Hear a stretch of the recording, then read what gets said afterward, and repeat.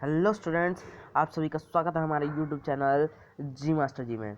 आज हम करने जा रहे हैं क्लास 9th का चैप्टर नंबर 1, जो कि है राजनीतिक विज्ञान का चैप्टर नंबर 1, लोकतांत्रिक विज्ञान का। इसका नाम है लोकतंत्र क्या, लोकतंत्र क्यों। ये हमारा पार्ट 4 है। पार्ट 1, पार्ट 2 और पार्ट 3 जो है उसके लिंक मैंने डिस्क्रिप्शन में दिए हैं, ताकि आप वो भी देख लें। पहले वो तीनों वीडियोस देख लीजिए, उसके बाद ही ये वीडियो देखिएगा, तभी आपको आएगा कुछ समझ में आएगा, नहीं तो आपको कुछ समझ नहीं आएगा। पहले पार्ट में हमने परिचय किया था और ये 1.1 किया था, लोकतंत्र क्या वगैरह वगैरह जो भी था, यहाँ तक हमने किया था। पार्ट 2 में हमने लोकतंत्र की विशेषताएं, ये पूरा 1.2 हमने पूरा कंप्लीट कराया था उसमें। अब हम इसमें करने जा रहे हैं 1.3 भी हम करा चुके हैं, लोकतंत्र ही क्यों। अब हम इसमें 1.4 करने जा रहे हैं, जो हमारा स्टार्ट होता है यहाँ से। लोकतंत्र का बृहत्तर अर्थ, लोकतंत्र का सबसे बड़ा अर्थ। इस अध्याय में हमने लोकतंत्र की एक सीमित और विवरणात्मक शैली में चर्चा की। हमने शासक के स्वरूप के तौर पर लोकतंत्र को समझा। लोकतंत्र की इस प्रकार की व्याख्या हमें उन न्यूनतम विशेषताओं या गुणों की पहचान कराती है जो लोकतंत्र की ज़रूरत है। हमारे समय में लोकतंत्र का सबसे आम रूप है प्रतिनिधित्व वाला लोकतंत्र। अब ये क्या रहा है कि अध्याय में हमने लोकतंत्र की एक सीमित और विवरणात्मक शैली, यानी जिसको एक डिफाइन क्या होगा हो, ऐसी एक शैली हमने चर्चा की। हमने शासन के एक स्वरूप के तौर पर लोकतंत्र को समझा। लोकतंत्र की इस प्रकार की व्याख्या में उन कम से कम विशेषताओं या गुणों की पहचान कराता है जो लोकतंत्र की ज़रूरत है। हमें हमारे समय में अब तक जो है ना, अपने सबसे आम रूप जो है वो है प्रतिनिधित्व वाला लोकतंत्र, यानी जिसमें कोई प्रतिनिधित्व कर रहा हो, जिसमें कोई एक लीडर हो, ऐसा लोकतंत्र है।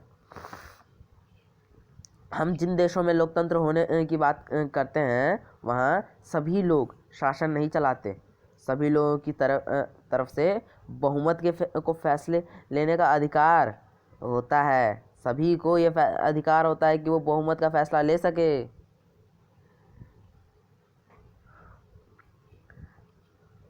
यह बहुमत भी स्वयं शासन नहीं चलाता। ये जो बहुमत है वो स्वयं भी शासन नहीं चलाता।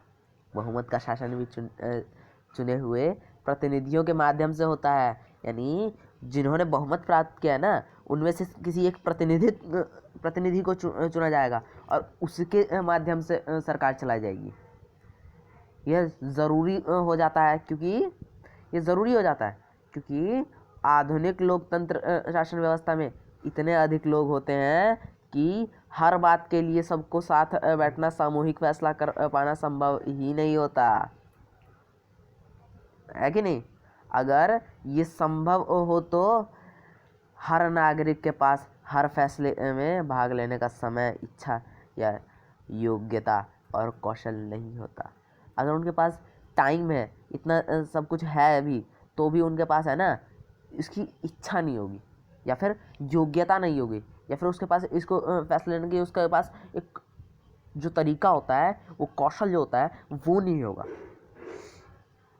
इसमें हमें लोकतंत्र की स्पष्ट लेकिन न्यूनतम ज़रूरत समझ में मिलती है। इसमें हमें लोकतंत्र को है ना, स्पष्ट लेकिन कम से कम ज़रूरी समझ मिलती है। इस स्पष्टता में हमें लोकतांत्रिक और अलोकतांत्रिक सरकारों में अंत करने की मदद करता है। लेकिन इससे हमें एक सामान्य लोकतंत्र और एक अच्छे लोकतंत्र के बीच में जो है ना, अंतर करने की क्षमता जो होती है वो नहीं मिल जाती है। इससे हमें लोकतंत्र को सरकार के से परे जाकर नहीं समझ पाते। इसके लिए हमें लोकतंत्र के बृहत्तर अर्थ को समझना पड़ेगा, यानी सबसे बड़ा जो अर्थ है लोकतंत्र का उसे हमें समझना पड़ेगा। कई बार हम लोकतंत्र का प्रयोग सरकार से अलग संगठनों के लिए करते हैं। ज़रा इन कथनों पर गौर कीजिए। हमारे पास यहाँ पे कुछ कथन दिए हैं, कुछ बातें कही गई हैं, उनके ऊपर हमें गौर करना है। हमें लोग का परिवार काफ़ी लोकतांत्रिक हम लोग का परिवार काफ़ी लोकतांत्रिक है।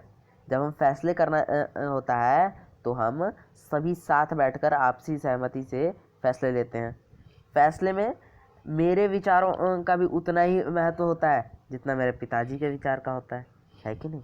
वहाँ पर सबके विचारों का बराबर वैल्यू होता है।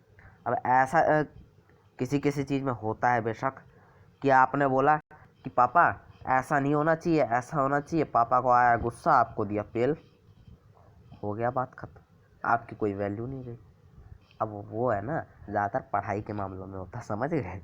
इस मामलों जो फैमिली मैटर्स होते हैं उनमें नहीं होता, इसलिए ऐसा मत समझिएगा। परिवार भी एक लोकतंत्र का ही रूप है। मुझे वे शिक्षक नापसंद है जो कक्षा में छात्रों को बोलने और सवाल पूछने की आदत नहीं देते। बिल्कुल सही, मुझे भी नहीं पसंद। मैं तो ऐसा शिक्षक पसंद करूँगी जो लोकतांत्रिक मानसिकता का हो। मैं वो कह रहा है कि मैं ऐसा टीचर पसंद करूँगा जो है ना लोकतांत्रिक मानसिकता का हो, यानी सबको बराबर अधिकार मिलेगा भाई।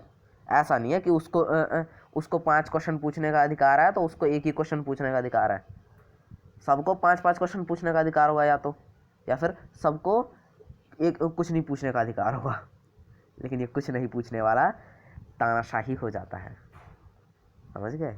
और वो 5-5 लिमिटेशन वाला भी तानाशाही हो गया कि भाई इससे ज़्यादा पूछोगे हम नहीं बता रहे। उसके पास अनलिमिटेड पूछने का हमारे पास अधिकार होता है लोकतंत्र में। एक नेता और अपने उसके परिवार के लोग इस पार्टी के सारे फैसले करते हैं। वे क्या लोकतंत्र की बात करेंगे? हैं, बताइए, वो क्या लोकतंत्र की बात करेंगे जिनके जो है ना इस पार्टी के सारे फैसले रखता है उसका परिवार पूरा। यहाँ पर आपको सबसे पहले एक ही पार्टी का उदाहरण आ रहा होगा, कांग्रेस का। लोकतंत्र शब्द का इस तरह का प्रयोग फैसले लेने के उनके बुनियादी तरीके को उजागर करता है। उनका बुनियादी तरीका क्या है, इसको आगे हमें बताता है ढंग से। लोकतांत्रिक फैसले का मतलब होता है उस फैसले से प्रभावित होने वाला सभी लोगों के साथ विचार विमर्श के बाद और उनकी स्वीकृति से फैसला लेना, यानी जो बहुत शक्तिशाली ना हो उसका भी किसी फैसले में उतना ही योगदान होना जितना किसी बहुत शक्तिशाली व्यक्ति का है। यह बात सरकार या परिवार पर भी लागू होती है और किसी अन्य संगठन पर भी। इस प्रकार लोकतंत्र एक ऐसा सिद्धांत है जिसका प्रयोग जीवन के किसी भी क्षेत्र में हो सकता है। कई बार हम लोकतंत्र शब्द का प्रयोग किसी मौजूदा सरकार के लिए नहीं करके कुछ आदर्शों के लिए, यानी कुछ रोल मॉडल्स के लिए भी करते हैं। इन्हें पाने का प्रयास सभी लोकतांत्रिक शासनों को ज़रूर करना चाहिए। अब यहाँ पे हमें कुछ और पॉइंट्स दिए हुए हैं भाई, इन्होंने बात तो पॉइंट्स दिए हैं। अब पॉइंट्स पढ़ना ज़रूरी है क्योंकि ये बहुत इंपॉर्टेंट पॉइंट्स हैं।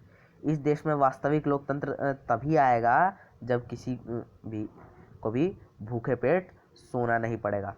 बिल्कुल सही, ये कह रहा है वास्तविक लोकतंत्र है ना तभी आएगा जब किसी को भूखे पेट नहीं सोना पड़ेगा, यानी सबको समान अधिकार, सबके पास समान मौके होंगे, सबके पास समान भोजन होगा, सब कुछ समान होगा, तभी वो असली लोकतंत्र, वास्तविक लोकतंत्र माना जाएगा।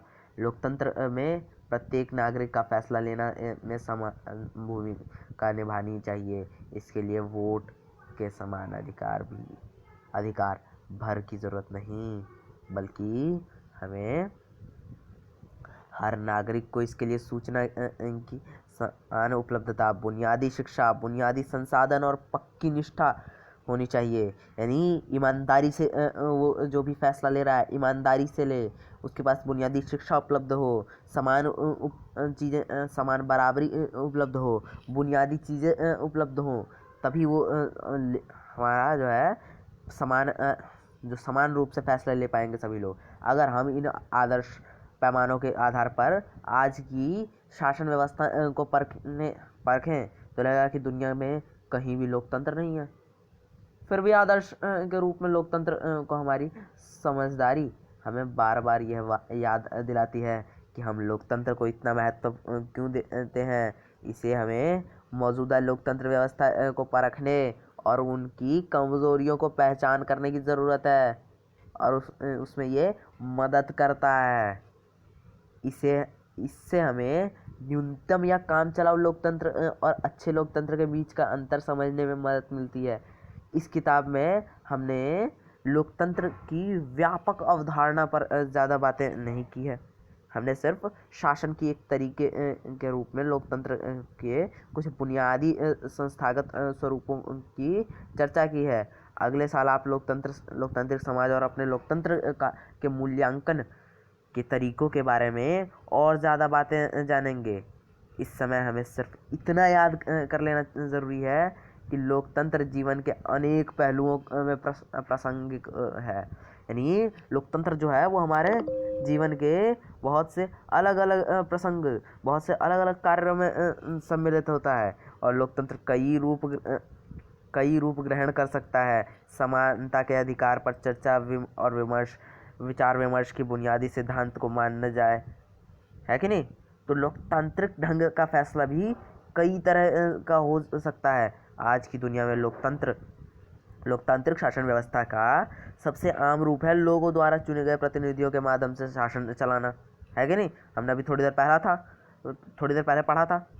इसके बारे में हम अध्याय 4 में ज़्यादा विस्तार रूप से पढ़ेंगे, ठीक है, कि उसको एकदम डिफाइन करके उसका पूरा एक अलग अलग तरीके में कितने पार्ट्स में डिवाइड किया है उसको हम पढ़ेंगे। ये अभी इसको हमने बहुत छोटे रूप में पढ़ा है, लेकिन जब समुदाय छोटा हो तब लोकतांत्रिक फैसला लेने के दूसरे तरीके भी अपनाए जा सकते हैं।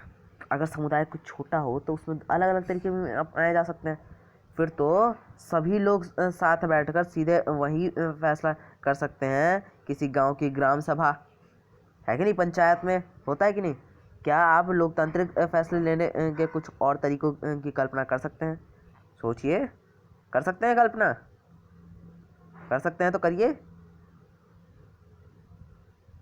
इसका यह भी मतलब हुआ कि किसी भी देश में आदर्श लोकतंत्र नहीं है। लोकतंत्र की जिन विशेषताओं की चर्चा हमने इस अध्याय में की वे लोकतंत्र की न्यूनतम शर्तें हैं, पर इनसे हम यह आदर्श लोकतंत्र नहीं बनता।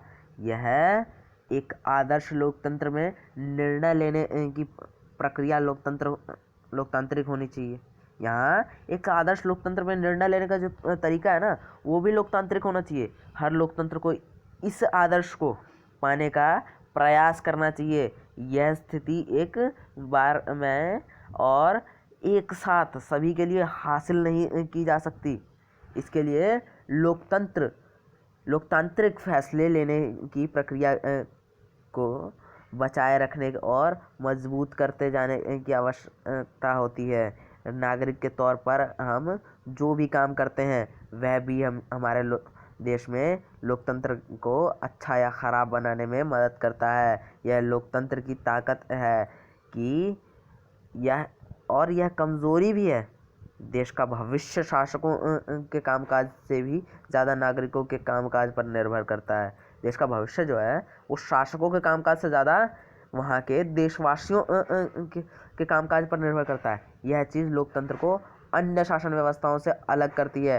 राजशाही, तानाशाही या एक दलीय सरकार जैसी अन्य व्यवस्थाओं में सभी नागरिकों को राजनीति में हिस्सेदारी करने की ज़रूरत नहीं रहती। दरअसल अधिकांश गैर लोकतांत्रिक सरकारें चाहती हैं कि लोग राजनीति में हिस्सा लें, लेकिन लोकतांत्रिक व्यवस्था सभी नागरिकों को सक्रिय भागीदारी पर भी निर्भर करता है। इसलिए लोकतंत्र के बारे में पढ़ाई हो तो लोकतांत्रिक राजनीतिक पर ही ध्यान केंद्रित करना चाहिए, है कि नहीं।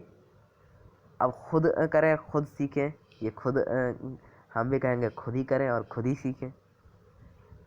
अगले वीडियो में हम इसके क्वेश्चन आंसर्स हैं वो करेंगे। हमारे पास कुछ यहाँ पे टोटल